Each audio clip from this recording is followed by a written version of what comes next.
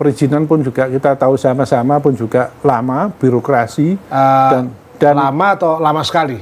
Pemerintah saya perhatikan itu tidak punya uang, makanya kami dari asosiasi ini kepingin membantu bagaimana supaya investasi itu jalan. Kalau kekuasaan itu diberikan sama orang, satunya Pak Yono, Pak Yono itu kan orang. Tapi kalau kemenangan itu harus ada pedoman. Ini boleh, ini enggak. Ini boleh, kekuasaan ini enggak. Berikanlah pada orang. Tapi kalau kewenangan itu ada pedoman. Pedomannya ada. Assalamualaikum warahmatullahi wabarakatuh. Apa kabar pemirsa JTV? Saya Sukododo dari Jatim Channel selalu mengajak Anda untuk semangat untuk hidup lebih baik dan membawa masa depan Indonesia yang lebih dahsyat. Ngomong soal kedahsyatan, biasanya sebuah negara yang dahsyat dia memiliki pengusaha-pengusaha yang hebat. Dan di Indonesia itu pengusaha itu jumlahnya masih terbatas. Semua pengen jadi ASN. Nah sekarang udah tes CPNS keluaran anak muda. Nah maka saya mengundang orang khusus yang memang dari muda, concern, tekun. Beliau adalah Mas Muhammad Torino Junaidi, Ketua Umum Forum Komunikasi Pengusaha. Mas, sehat Mas? Alhamdulillah. Assalamualaikum Mbak. Terus semangat, saya berkali-kali ikut tapi saya di belakang Mas Torino pidato, saya dengar dasar inspirasinya banyak untuk menyemangati agar bahwa bisnis itu atau usaha yang betul itu begini. Jadi Anda lihat bahwa untuk menjadi pengusaha itu bukan orang yang main-main, sholatnya jelas, disiplinnya, posone dan sebagainya. Baik, Mas Torino sebagai Ketua Prokes, tapi sebelum jauh ke situ, gimana lihat perkembangan ekonomi terakhir ini, Mas? Prospeknya gimana ini? Saya pikir setiap sebagai orang entrepreneur, jadi setiap situasi itu ada celah, ada cekung usahanya. Memang ini dalam situasi yang cukup sulit, tapi di setiap kesulitan ada sebuah kemudahan.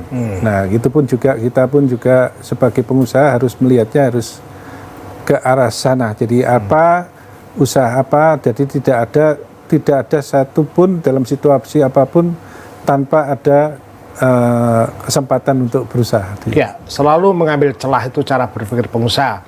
Tapi jauh kita mundur, Mas Torino, kok apa ya?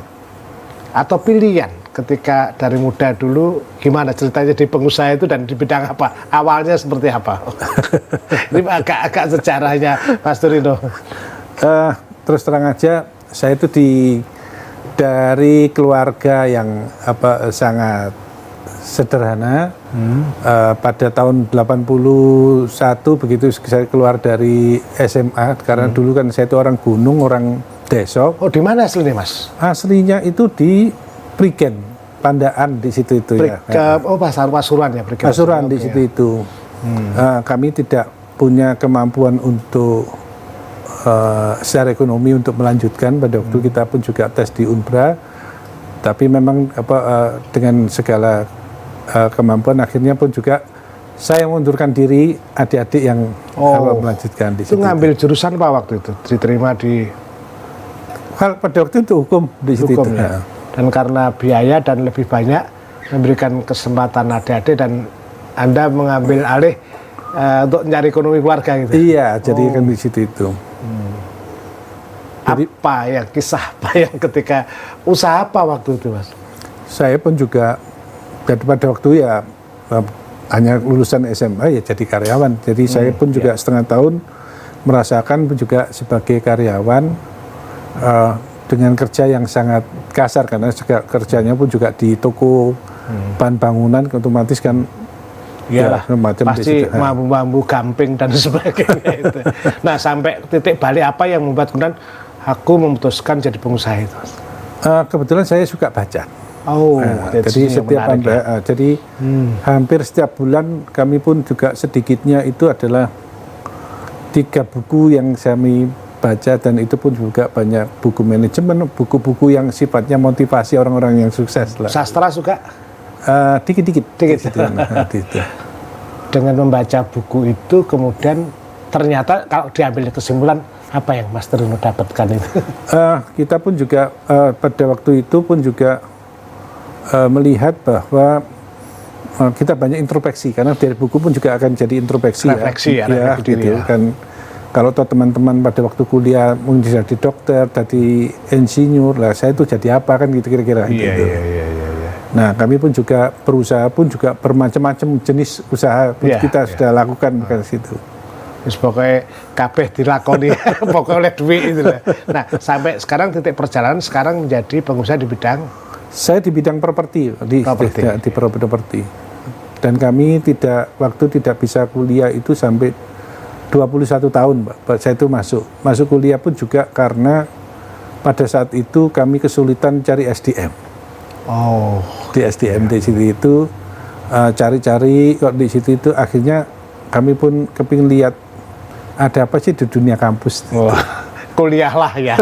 Pada usia berapa kuliah? 40 lebih. Waduh, itu berarti mahasiswa paling ini antara dosennya sama. Tapi kan punya pengalaman tindakan langsung dengan membaca buku itu. Tapi intinya bahwa pendidikan sangat penting untuk dunia bisnis. Sangat penting sekali. Jadi makanya pun juga kalau kita dulu ada Robert Kiyosaki ya, Richard Fordett, di situ pun juga kita pun juga melihat bahwa pendidikan paling tidak S1 itu harus dipunyai lah. Karena kami pun juga ngerintisnya kan dari nol, dari SMA pun juga sampai bisa kuliah di situ itu. Dan kami bandingkan pada saat itu pun juga pendidikan kita dengan pendidikan di luar. Kebetulan anak-anak kami pun juga hampir seluruhnya itu juga lulusan dari Amerika di situ ya. Terus sepupu kami pun juga di usia 26 itu sudah PhD. Jadi dan di luar di Amerika ya? Di Amerika. Jadi ya, bukan tanggung-tanggung. Jadi S1 pun juga summa cum laude di Stanford, S2-nya Harvard juga summa cum laude, S3-nya pun juga Stanford lagi summa cum laude. Tapi apa yang didapat dari pendidikan dari sana, kalau dibandingkan dengan pada waktu pun juga saya pun juga kuliah pun yang cuma Sabtu dan Minggu extension, nggak kalah kok. Nggak kalah, nggak kalah. Yang nggak kalah itu kemampuan akademisnya nggak kalah. Nggak kalah sebetulnya di situ. Tapi sebetulnya di dunia pendidikan itu ada hard skill ya. Jadi paling nggak itu sekitar 20-25% itu harus dipunyai karena dasar. Jadi kerangka di situ. Jadi banyak orang-orang katanya satu contoh tidak pendidikan dan sebagainya, tidak usah teori, itu sebetulnya saya tidak terlalu sependapat. Tanpa sadar dia pun juga sudah menerapkan teori sebetulnya. tetap aja teori dipakai untuk memandu praktek. Memandu praktek di situ itu. Ya, menarik pemirsa. Ini Mas Turu Junaedi itu pengusaha yang luar biasa. Dan dia tokoh juga yang selalu membantu banyak orang, tetapi untuk mencapai pada posisi sekarang ini bukan tanpa pengorbanan. Tapi saya yakin beliau tidak akan mengatakan pengorbanan, tapi itulah laku urip sing dilakoni Mas Turino.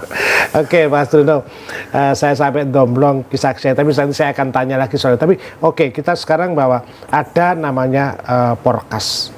Ini Forecast Forum Komunikasi Pengusaha. Iya. Ini forum apa sebetulnya?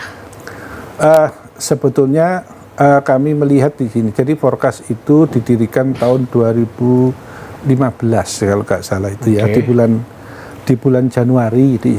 Nah, sebetulnya itu adalah sarana kumpul-kumpul Pak di situ itu. Kumpul para pengusaha. Para asosiasi dan pengusaha di situ itu. Awalnya di Jawa Timur, pengusaha di Jawa Timur. Asalnya di Jawa Timur di situ itu. Jadi kumpul-kumpul sebagaimana mungkin barangkali sebagai sarana silaturahim lah ya, dari silaturahim antar pengusaha, tukar informasi, bisa bekerja sama di situ. Jadi mungkin ada keluh kesahnya atau mungkin berbagi pengalaman dan berbagi opportunity juga di situ itu. Dan sebetulnya kalau lihat Jawa Timur itu jumlah pengusahanya masih kurang ya Mas. Dan sebetulnya kalau lihat Jawa Timur itu jumlah pengusahanya masih kurang ya Mas.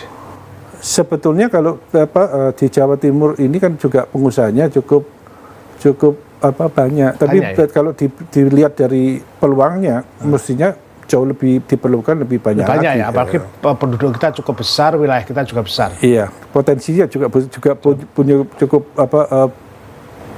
sangat menjanjikan sebetulnya. Apa yang paling anu ya, kalau menurut Mas Turino, untuk menjadi pengusaha itu apa ya kunci pertama? Aku pilih sebenarnya. Kira-kira. Kalau Buat anak-anak muda terutama ini penting ini. Soalnya kadang-kadang itu mikir usaha kok ngitung badine dhisik, gak mikir resiko nih.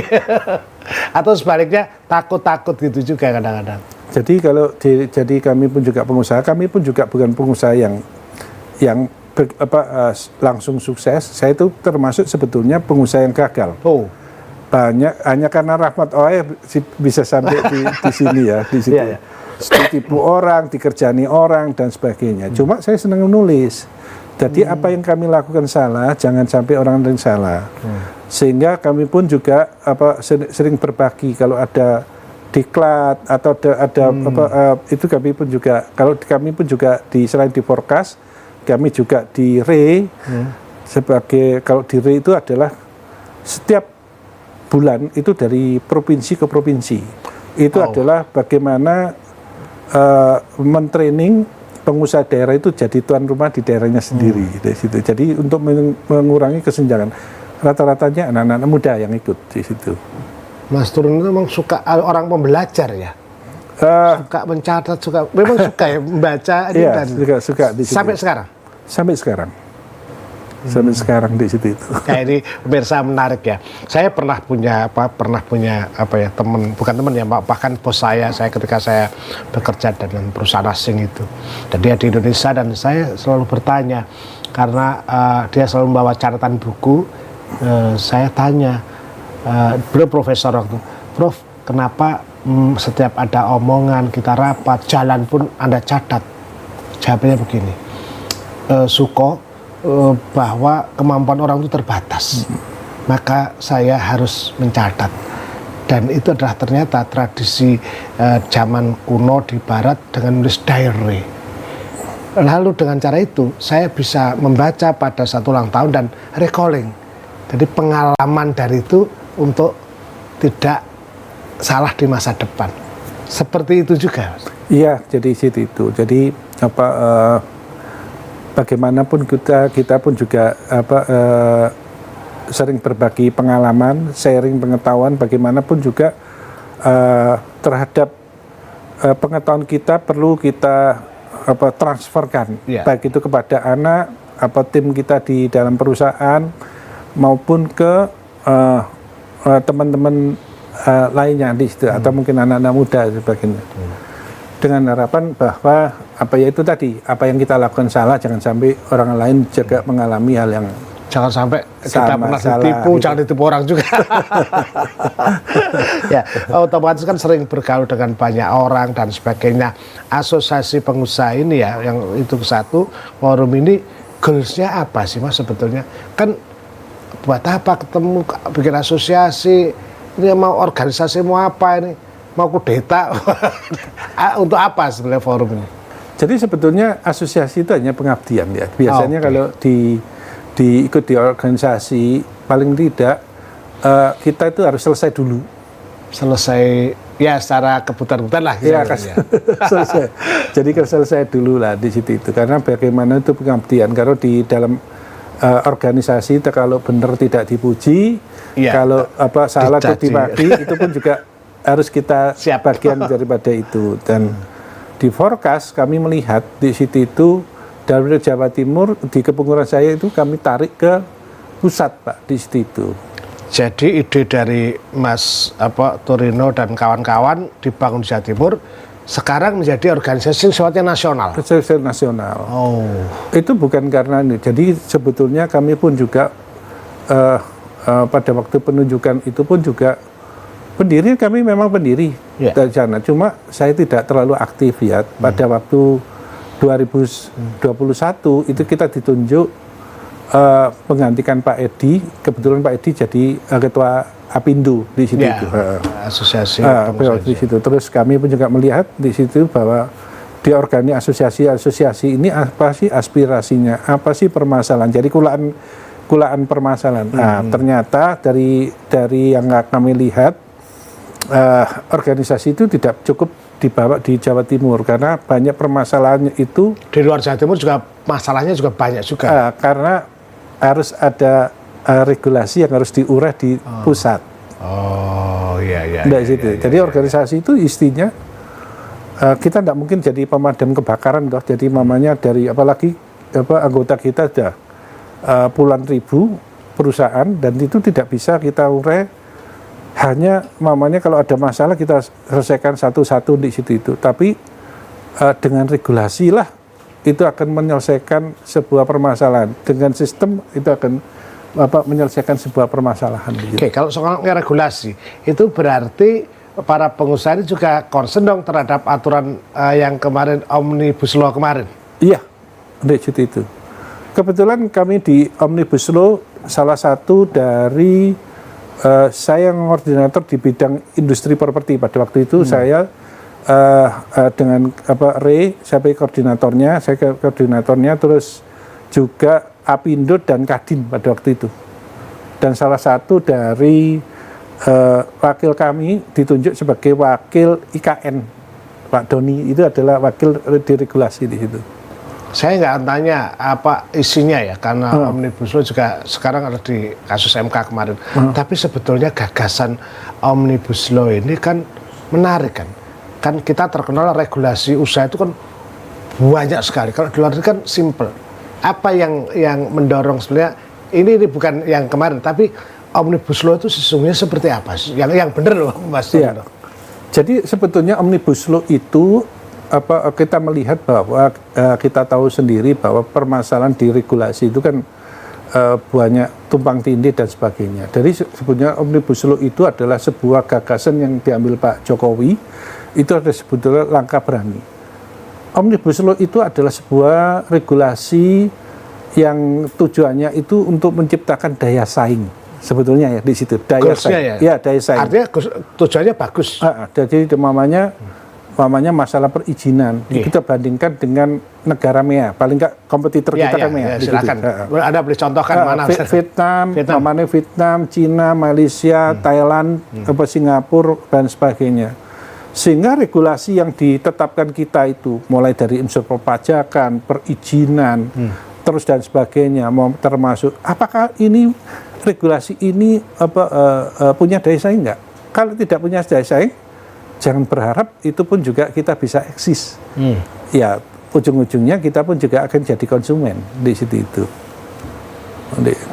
Ujung-ujungnya kita jadi konsumen. Iya. Karena kita pun juga tidak mungkin jadi penghasil. Karena beberapa regulasi yang tidak berdaya saing. Tidak memberi dukungan terhadap usaha itu. Usaha itu sendiri di situ itu. Boleh dicontohkan cara nyata apa, Mas, kira-kira? Mungkin dari mamanya satu contoh kan gini, paling simpel aja mamanya masalah bunga, ya terkait di situ. Bunga di Singapura cuma 2%, kita di sini ada 11 sampai 12%. Nah, perbedaan 10%. Kalau saya itu utang mamanya buka kebun sawit, itu adalah 500 miliar. Jadi 1 tahun pun juga kita selisih sekitar bayar bunga aja 50 miliar. Bunga saja. 50 miliar. Sehingga jangan aneh seperti di mana itu di Kalimantan ada usaha perkebunan yang di sini gajinya cuma hanya 4 juta, yang di sebelah seberang sana beda aliran sungai digaji 8 juta, 1 juta 10 juta. Karena kita dibebani bunga yang semacam. Salah satunya itu. Dan sebetulnya dengan undang itu lembaga ini kan yang mengambil peran mencoba untuk mempengaruhi kebijakan itu. Iya, jadi kan di situ itu diurai. Jadi mamanya itu juga masalah di perizinan. Perizinan pun juga kita tahu sama-sama pun juga lama, birokrasi dan lama atau lama sekali. Lama sekali. Lama sekali. Jadi kasarannya kalau level saya ini mulai RT, kenal RW, lurah sampai kasarannya Pak Lurahnya pun juga di menteri pun juga bisa berkomunikasi. Tapi ternyata itu pun masih 2 tahun. Lama atau lama sekali? Lama sekali. Lama sekali. Jadi kasarannya kalau level saya ini mulai RT, kenal RW, lurah, sampai kasarannya Pak Lurahnya pun juga, di menteri pun juga bisa berkomunikasi. Tapi ternyata itu pun masih 2 tahun. Padahal sudah tahu siapa kita dan sebagainya itu. Nah, dari situ Omnibus Law itu mencoba untuk mengatasi itu sebetulnya. Nah, iya, di situ salah satunya untuk memotong. Memang tidak semudah itu. Karena memang tidak ada yang mengakselerasikan. Jadi dibutuhkan sebuah regulasi itu ada yang kasaran ini diakselerasikan di situ. Jadi inisiatifnya Pak Jokowi itu bagus juga. Bagus sekali. Ya. Saya nggak usah jauh-jauh mamanya di Jawa Timur, melihat di Jawa Timur ini. Jadi gerbang Kertosusilo di situ itu satu contoh. Gresik, Bangkalan. Surabaya dan Mojokerto. Jadi mamanya perusahaan sama-sama pabrik sepatu di Mojokerto, di sini dengan di Ngawi itu perbedaannya pun juga sangat signifikan ya di besar juga ya, Mas? Besar. Kalau toh mamanya satu contoh, saya memiliki karyawan sekitar mamanya 5.000. Ya toh, perbedaan kalau saya mendirikan di Ngawi satu contoh, itu perbedaannya itu pun juga hampir 2,5 juta. Itu jangka 5 tahun, kalau 5.000 itu sekitar 700 miliar sendiri. Iya. Sama perusahaannya. Sama saja. Sama desa Jawa Timurnya. Iya. Tapi kalau di gerbang Kertosusilo sampai berapa itu? 3 kali. Makanya kalau mamanya saya dirikan di gerbang Kertosusilo, itu mamanya 4 jutaan, 4.300.000, 4,5 juta. Kalau di Ngawi kan sekitar 2 jutaan ya. Separuh di situ. Jangka waktu 5 tahun. Kalau anak buah saya itu, mamanya tim saya itu 5.000, itu hampir 700 miliar sendiri. Jadi perbedaan ini aja sudah juga signifikan. Di sisi perlu direview juga ya kebijakan-kebijakan itu. Mestinya harus ada relaksasi ya, dari ada mungkin kalau mungkin kebutuhan hidup kan tidak bisa direm ya, mungkin karyawan. Paling tidak pemerintah itu harus memberikan satu insentif, satu contoh mamanya pajak dan pungutan lainnya itu harus ada keringan. Kalau dari situ pasti hilang. Tapi kalau tidak digitukan kebutuhan hidup juga banyak, nanti dikira pengusaha menekan karyawan nanti. Enggak juga kan gini. Makanya kan UMR kan enggak bisa dikurangi toh Pak di situ Yang bisa itu tadi relaksasi dari perpajakan maupun lainnya. Kalau enggak itu ya pasti pindah atau bangkrut. Iya. Kalau enggak bangkrut. Dan secara nasional kita tahu beberapa waktu lalu kan ada eksodus pengusaha kita ke Vietnam yang lebih menawarkan itu kan. Iya, di situ itu. Makanya kan dari unsur perizinan, perpajakan, terus kepemilikan hak di situ itu harus ada, kita harus punya daya saing di situ itu. Dan sebetulnya goals itu inisiatifnya menarik sekali. Pemirsa, saya jadi belajar, gini ya ternyata di luar negeri itu bunga cuma 2,5%. Kita menggeh-menggeh itu. Tapi ini menarik ya. Mas Turino, balik perkara pengalaman-pengalaman untuk berbisnis dan sebagainya. Kita kan anak-anak muda kita itu kan saya lihat terakhir itu kan saya mengkritik misalnya anak muda kok sukanya itu jadi pegawai negeri sipil. Nah setelah tes masuk beberapa anak muda sekarang itu mengundurkan diri. Itu artinya pegawai negeri dianggap tidak memberikan gaji yang penuh. Tetapi kan mereka tidak punya jiwa entrepreneurship seperti yang dibutuhkan. Purkas ini kan mendidik generasi muda untuk jadi pengusaha semacam itu. Kira-kira kalau Mas Turino boleh mendandani atau menyiapkan itu, mungkin kritik buat kampus atau apa kira-kira ide Mas Turino untuk menciptakan anak-anak muda menjadi para pengusaha itu? Jadi yang pertama itu adalah jadi anak mahasiswa sendiri. Jadi kan saya kan pernah jadi mahasiswa kasarannya. Jadi mahasiswa tadi ya. Ya, walaupun terlambat di sini adalah daya juang di situ ya. Daya juang. Daya juang kita itu anak-anak kita sekarang itu pandai-pandai lah di situ. Tapi daya juangnya rendah. Bahkan ada filosofi yang kadang-kadang menyesatkan kan. Muda berura-ura, tua kaya raya mati masuk surga. Jangan-jangan kalau muda mati duluan karena terlalu hura-hura. Dan itu pun juga ada dua ya. Kalau tadi judulnya adalah investasi, pemerataan investasi. Investasi itu bisa didapat dari dua hal. Yang pertama dari pengusaha itu sendiri, melihat jeli di sini ada kan di situ. Yang kedua itu ada daripada peran pemerintah. Terus? Pemeran pemerintah itu satu contoh, pemerintah itu sering sekali mengatakan bahwa larangan ini dilarang, tapi tidak pernah menunjukkan bahwa di mana sih pengusaha yang potensial dan diizinkan. Sehingga perlu adanya dibentuk atau ditetapkan bursa usaha potensial dan diizinkan. Nah itu sebetulnya di penataan tata ruang di situ itu. Sehingga mamanya di SPBU, ini daerah, setelah itu 5 tahun tidak boleh lagi. Mulai dari perumahan apapun juga, apotek ada penataan. Karena izin itu kalau dilepas liberal dan sebagainya itu kanibal. Ini menarik ini. Ini kan menyangkut, artinya kan orang bisa hancur-hancuran karena kebijakan yang salah. Iya, di situ. Jadi kan di sini. Jadi sebetulnya kebebasan di dalam perizinan pun di situ itu pun juga akan jadi kanibal. Jadi satu contoh kalau jadi pemudahan izin bisa jadi kanibal kalau tidak dipikirkan, didata dengan bagus. Di situ. Kalau dulu kan istilahnya hotel sampai pun juga banyak tiba-tiba sekarang huniannya kosong. Jadi sebetulnya kebutuhan berapa sih dan di mana sih letaknya? Siapa yang menghitung itu, Mas? Harusnya pemerintah. Atau pemerintah bekerja sama dengan pengusaha. Iya, jadi kan bisa dari di situ, dari dunia kampus, dari kan di sini pun juga ditata. Dan jadi seperti zakat lah. Setelah jadi bursa usaha yang potensial diizinkan, pertama kali yang ditawarkan itu adalah pengusaha daerah itu sendiri. Jadi kalau mamanya di Surabaya, inilah ada potensial yang diizinkan dan di sini. Mampu nggak dia? Ada di situ. Kalau mamanya 3 bulan atau 6 bulan tidak direspon, baru ke provinsi. Ya kalau istilahnya zakat itu kan keluarga kita sendiri, tonggo pager. Dan kira-kira gitulah di situ. Nah, saya perlu para pengambil kebijakan. Sungguh saya berapa menit belajar dari Mas Turino ini, saya berharap pada pemerintah pengambil kebijakan. Kalau tidak ditata usaha itu, yang terjadi adalah free fight liberalism. Jadi bertinju karena kebebasan dan pasti akan tersungkur dan menimbulkan konflik.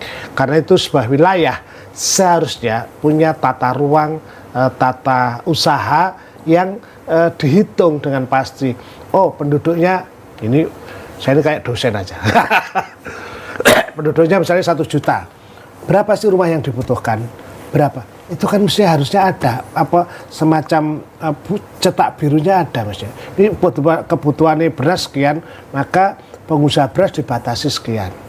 Terus ini sekolah misalnya, jangan izin sekolah dikasih, ternyata termasuk dari hotel tadi. Ini yang harus kita pikirkan, Mas. Jadi, dan itu saya kira tidak bisa dipikirkan pemerintah saja kan. Iya. Pengusaha bersedia untuk memikirkan itu ya. Bersedialah. Kami pun juga kita sinergi. Makanya kita pun juga di forecast ini kita sinergi dengan pemerintah. Siap mendukung pemerintah dengan otomatis dengan cara yang bermartabat lah. Ya jangan disuruh doa, paling nggak diskusi. Nah, menarik ini. Jadi sebenarnya ini kata seorang Muslim yang kita harus ini artinya apa? Sudah memohon kepada pemerintah, jangan dong pengusaha juga disuruh ditekan-tekan, dinyumbang-nyumbang pada saat butuh ya. Saya kalau ngomong harus belak-belakan, tetapi ketika minta tolong juga begitu. Jadi diajak ngomong. Iya.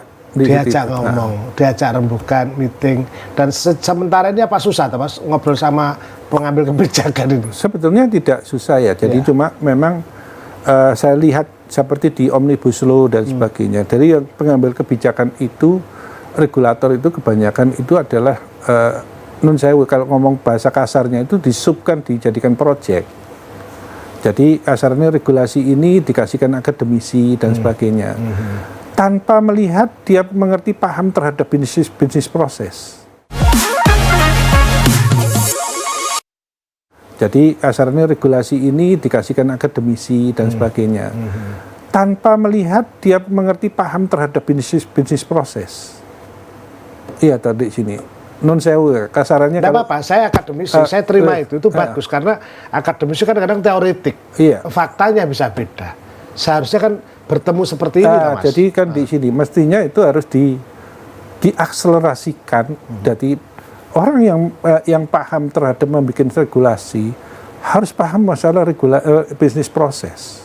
Harus paham bisnis proses. Setuju saya, setuju sekali. Jadi kalau seperti kelemahan di USS ini boleh dikatakan hampir mulai Agustus tahun 2021 itu tidak jalan di situ itu, jadi KKPR dan sebagainya. Kenapa? Nggak jalan.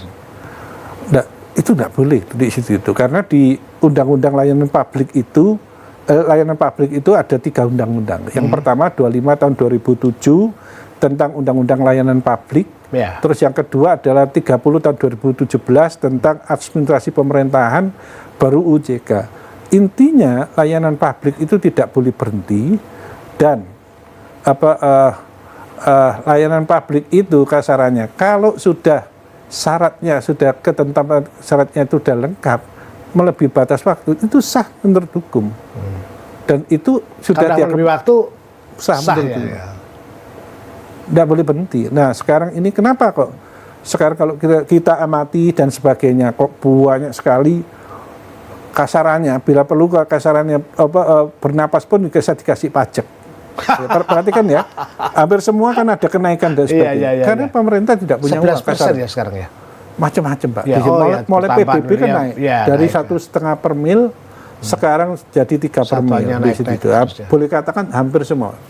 Sebetulnya pemerintah pasti ya nggak mau lah di situasi seperti ini ada kenaikan dan sebagainya. Kalau perlu malah pengampunan atau apa yang membuat relaksasi tadi. Cuma memang pemerintah saya perhatikan itu tidak punya uang. Makanya kami dari asosiasi ini kepingin membantu bagaimana supaya investasi itu jalan. Di situ itu. Makanya pun juga selama investasi tidak jalan pasti kekurangan masalah sumber daya untuk kekurangan di situ. Coba perhatikan semua kan naik. Ya, bahkan tol pun juga mau dikasihkan cukai apa dan sebagainya. Itu menunjukkan bahwa apakah tidak rasional? Sebetulnya pasti rasional karena memang pemerintah lagi krisis juga mungkin. Ya, tapi kalau sekrisis pemerintah dan kemudian membantu rakyat kan kayak kanibal juga nanti jadinya. Makanya itu. Oke. Mirsa, ini Mas Turino itu orangnya sangat santun, pengusaha tidak meledak-ledak, tapi dari kalimatnya diksi tadi saya perhatikan, ini ada protesnya. Tapi tidak apa-apa, boleh kok menyampaikan dan karena itu saya mengajak Bu Gubernur Pak sudah ketemu ya, ketemu, Parlemen belum mungkin, DPR? Ya belum. Pak Wali Kota, Bu Wali Kota, Pak Bupati, Ibu Bupati. Satu saat Mas Turino itu pasti mau Mas ya diundang untuk ngobrol semacam ini. Nah, kesediaan beliau dengan forecast ini saya kira sebenarnya untuk membantu pengusaha dan sekaligus ya memberikan advice agar kebijakannya berpijak pada ketepatan, tidak pada pengusaha tapi ketepatan. Ini baik masyarakat maupun beliau dan pemerintah.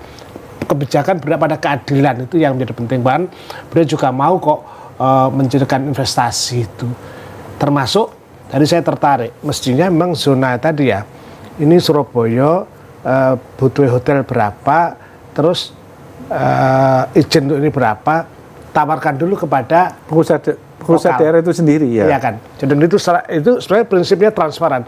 Kami ingin Surabaya itu seperti ini loh, sampai tahun sekian, pengusaha diundang. Kan bisa di situ. Dialog itu hanya demokrasi itu mensyaratkan adanya diskusi debat lah istilahnya. Diskusi untuk menemukan sama-sama, bukan permusuhan, tapi diskusi semacam itu. Baru setelah itu nggak mampu keluar.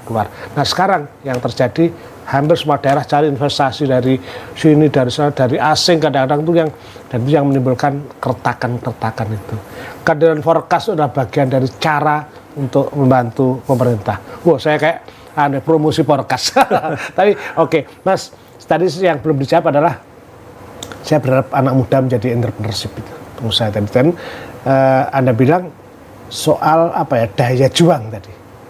Nah, daya juang itu kalau di negara yang maju kan juga dilatih. Kira-kira saya malah kapan wajib ini Mas Turino harus mengajar di UNER atau di ITS untuk memberikan nilai itu. Daya juang itu menurut Anda kira-kira caranya gimana ya memberikan pendidikan itu? Lewat magang atau apa mungkin program? Ya pastilah. Jadi ada daya juang itu bisa dilatih ya. Jadi tidak ada satupun orang itu pasti nekat. Memang secara karakter atau mungkin pembawaan ada berani, tapi rata-rata itu harus dilatih lah di situ, itu dilatih. Keberanian harus dilatih juga ya. Di situ. Mamanya entrepreneur satu contoh. Saya amati ya, semakin orang itu tinggi jabatannya, itu pun juga semakin tidak berani untuk ambil risiko. Karena zona nyaman. Di zona nyaman. Sebetulnya kalau di entrepreneur pun juga kalau kita, makanya dimulai dari studi kelayakan. Banyak orang-orang kampus, anak-anak kampus pun juga pernah. Saya sudah sebagai kampus entrepreneur, saya perhatikan dan kurikulumnya atau mungkin ya yang coba dia bisa mamanya bikin bakso, bandeng dan sebagainya. Saya ada hal yang saya pertanyakan, ada enggak studi kelayakannya? Bakso pentol pun harus ada kelayakannya, Dari situ. Nah, meskipun dia tidak canggih riset, tapi tetap ono hitungannya Mas. Kalau tidak mau, kenapa harus kamu tempatkan di sini? Lokasinya. Satu contoh, kenapa kamu bikin produk ini? Apa kamu sudah melakukan satu tes market dan sebagainya? Nah itu kadang-kadang tidak dilakukan. Ya akhirnya jadi otodidak di situ itu. Jadi ilmu kampusnya itu tidak keluar.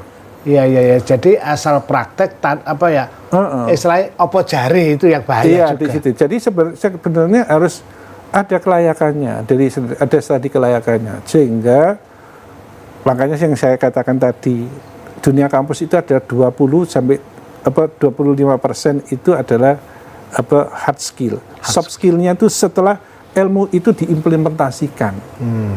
Nah, saya melihat tidak diimplementasikan. Begitu keluar dari kampus lepas itu di ini mestinya kalau mau ada studi kelayakannya. Kalau toh gagal itu bisa dilihat apa yang membuat saya gagal. Nah itu tidak ada. Saya pun juga ada beberapa kasus ya saya perhatikan di situ itu. Nah kalau ini ya tidak lebih daripada otodidak. Jadi kalau saya SMP atau SMA kepingin balik ini ya sudah di situ itu. Iya. Jadi saya jadi ingat gini kata-katanya Presiden Amerika Abraham Lincoln. Kalau saya diberi waktu 6 jam untuk menebang pohon, maka saya gunakan 4 jam untuk mengasah kapak itu dan 2 jam untuk memotong itu. Nah ini kan yang kasus itu kan tiba-tiba dikasih kapak langsung itu kan seperti itu. Ini yang dipikir daya pikir, dan Mas Turino sejak muda membaca itu sebagai ganti ketika tidak mampu untuk kuliah walaupun sudah masuk tidak bisa meneruskan. Dan penemuan Mas Turino itu yang saya kira harus menjadi pelajaran bagi Anda yang punya dana kuliah, ya dimanfaatkan. Mas Turino aja yang suka kuliah harus menghentikan kuliahnya dan setelah 21 tahun baru kuliah lagi. Mas Turino sejak muda membaca itu sebagai ganti ketika tidak mampu untuk kuliah walaupun sudah masuk tidak bisa meneruskan. Dan penemuan Mas Turino itu yang saya kira harus menjadi pelajaran bagi Anda yang punya dana kuliah, ya dimanfaatkan. Mas Turino aja yang suka kuliah harus menghentikan kuliahnya dan setelah 21 tahun baru kuliah lagi. Ini saya kira bersyukurlah, ini terutama mahasiswa ini. Maksud saya gitu loh, ya demo, tapi ojo ngawur gitu loh. Saya itu seringkali kan harus dipikir ketika misalkan demo, ya buat apa bakar ban misalnya? Apa misalnya hubungannya bakar ban dan membawa misi? Saya seringkali mendiskusikan di kelas dan mereka pada tidak bisa menjawab dan lebih banyak emosi. Saya tidak curhat ini sebagai dosen, tetapi pengalaman Mas Turino harusnya mengajarkan bersyukurlah Anda yang masih kuliah, punya kesempatan sekolah, dan Anda harus serius dan sangat serius. Menarik ya, Mas Turino aja yang rindu sekolah seperti itu aja, nyari buku untuk belajar dan sebagainya. Oke, kalau di praktek di Jawa Timur mungkin, Mas, pandangan Anda seharusnya seperti apa investasi, usaha-usaha yang yang untuk Jawa Timur mungkin bisa memberikan saran untuk Bu Gubernur atau para bupati wali kota di Jawa Timur. Jadi kalau Jawa Timur ini dengan kondisi sekarang itu harus fokus di situ itu. Bagus, ya. Jadi sehingga diperlukan satu tempat, satu contoh orang datang ke satu tempat tersebut sama dengan orang sudah datang ke Jawa Timur.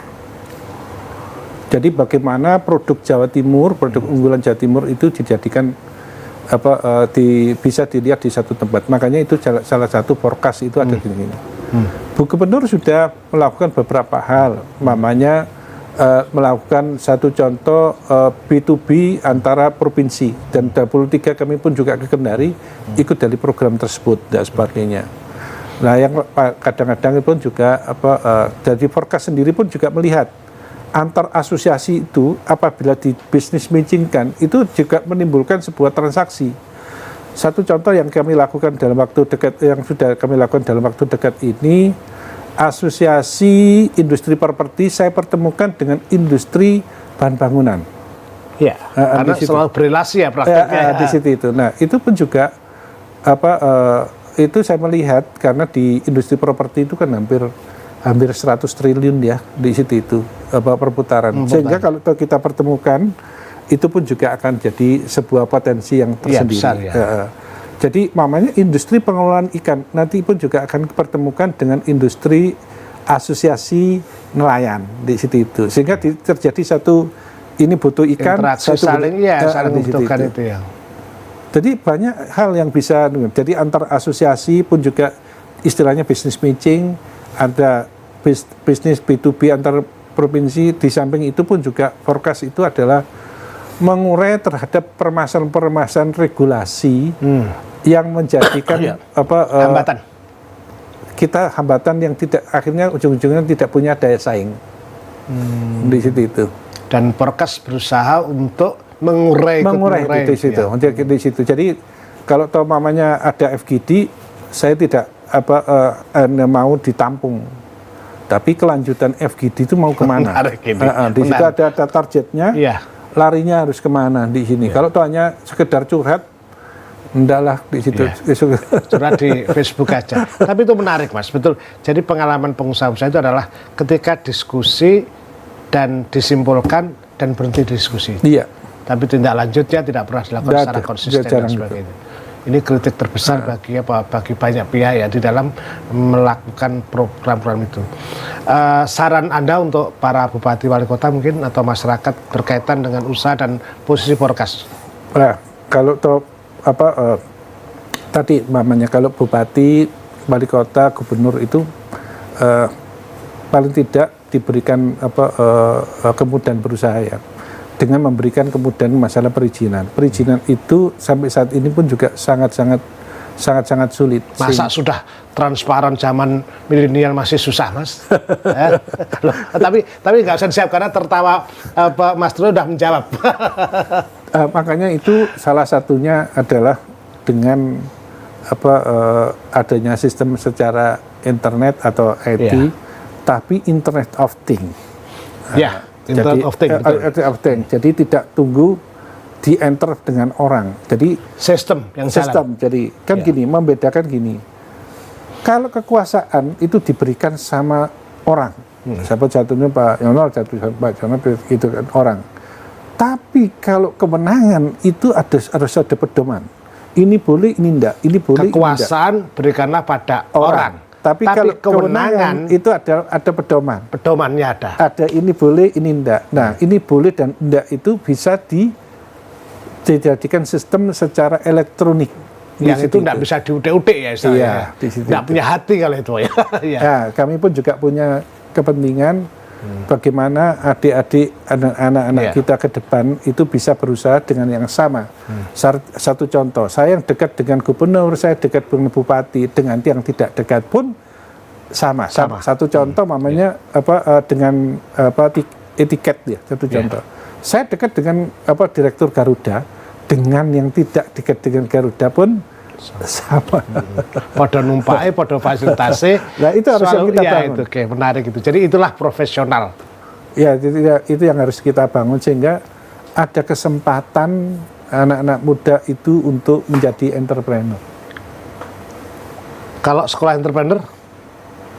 Ada nggak di Jawa Timur khusus sekolah entrepreneur yang mengajarkan mereka atau praktek itu, Mas?